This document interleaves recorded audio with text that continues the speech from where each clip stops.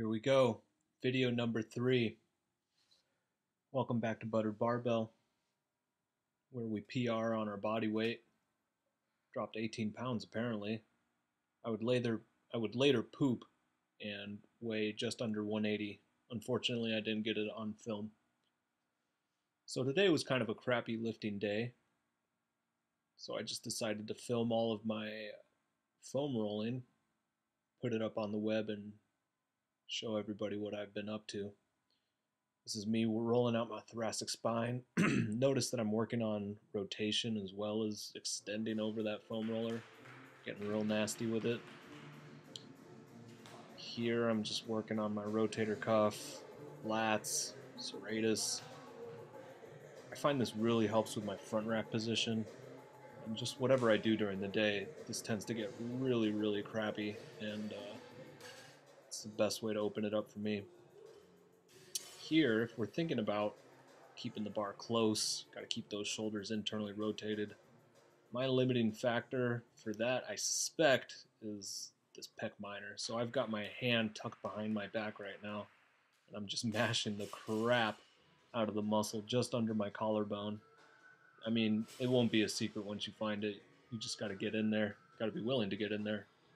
But once I'm done with this, I find it really opens up my shoulders. I'm better able to get my shoulder blades back and just be in a better position. If you've watched my lifts, you'll notice, especially when I set up for the clean, I just have a really rounded T-spine. I mentioned also that my upper back is weak and I tend to cave forward on my back squats and front squats. I suspect that's from weak T-spine. Alright, as far as I know, I invented this one. This is my my custom addressing the knee cancer. I've talked about in the past. Oh, look at those! Look at that ass! That ass aesthetics right there. Sorry, this is gonna be rated, not PG, unfortunately. But just giving you guys an idea of how I'm working and trying to get rid of that knee crack, getting into those peroneals, and basically, what is that? Distal hamstring, I guess. All right, anyway, I'm doing the same thing here. You'll notice, yes, I'll sit in the squat, but I'll also work the knee in and out.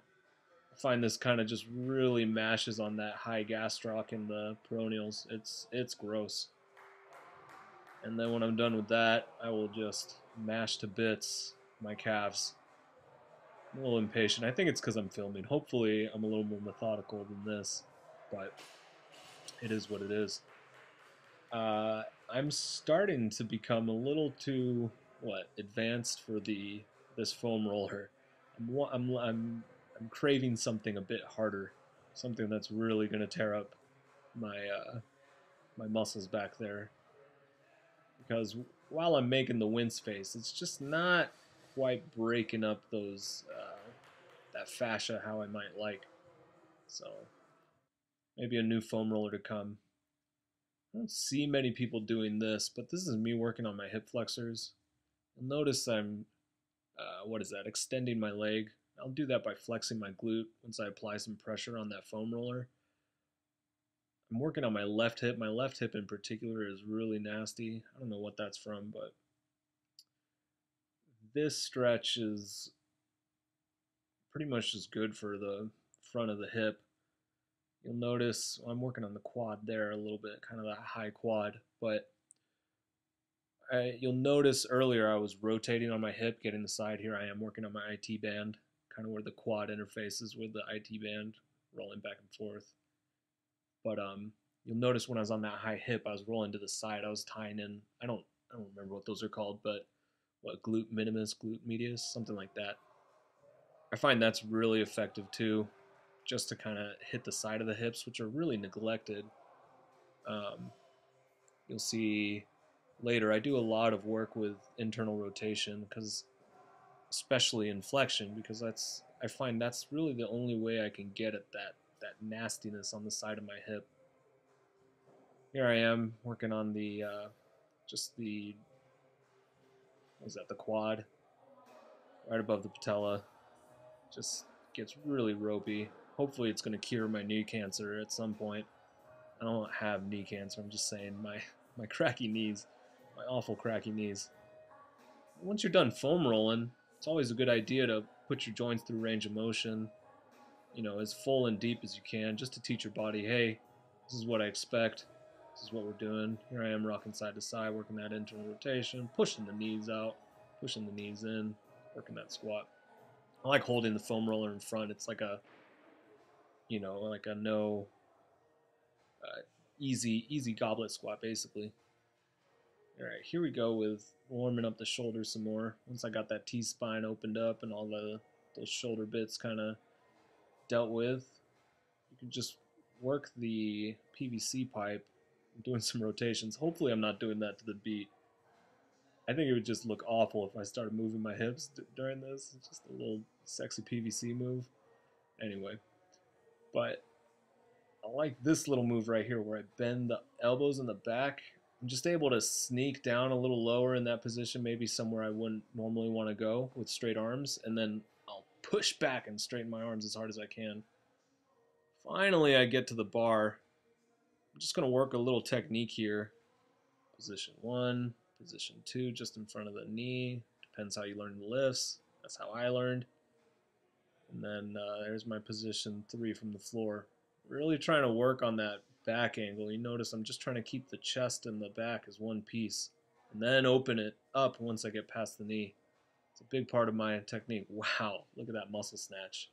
That looks strong. Let's see that again. Oh no, we'll go through the positions again. Give me a muscle snatch. Not so quick. I mean, that's only 45 pounds, Sean. Set my feet, get ready for an overhead squat, and then I'll just do a whole bunch of business down here. I call this a Zotz press, what's coming up. I know other people don't, but I mean, what else would you call it? Snatch, grip, squatty press? That doesn't seem right. Working that rotation. Something I guess I wanted to mention is I always go to the bad places. The bad look, these awful knees in, push them out, get in that squat position, work on those knees again. Because I figure whatever position I don't have or I don't have the mobility to get to is the position I'll probably end up injuring myself in. God forbid I injure myself again, but that's kind of the rationale with me getting into those weirder positions like that. Just if I can do it, then probably if I catch a snatch weird, I'm not gonna have my knees explode. Chicken livers for gains. Delicious meal. Chicken livers and onions. Sweet, savory.